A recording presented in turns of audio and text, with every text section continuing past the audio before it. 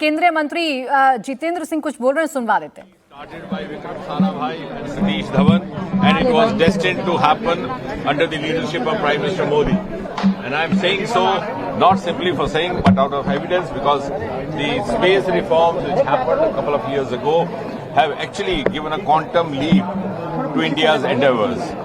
Just to give it a thought, India's space agency ISRO was established in the year 1969 when NASA landed first human being on the surface of moon called Neil Armstrong.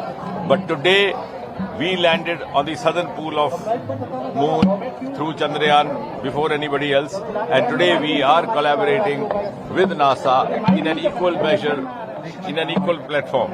So India is no longer a follower, it is actually an equal partner.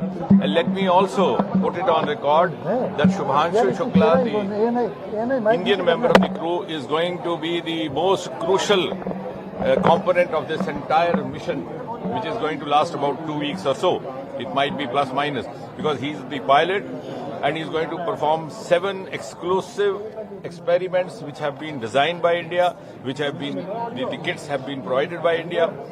I'm glad to say 2 or 3 of those kits by the Department of Biotechnology. We have entered into a formal MOU with ISRO, between the ISRO and the DBT. Then there are kits provided by some of the IITs, kits provided by the Indian Institute of Sciences, which in other words means that the Indian partner in this entire mission is going to perform experiments related to microgravity, which are going to be of utility to even those agencies which started their space journey much earlier than us, including NASA.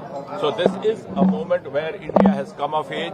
India is today a frontline nation, and it is, I would say, heralds the ascent of India to that pedestal of Viksit Bharat. So the ascent of India to the pedestal of rank 1 Viksit Bharat has started via space.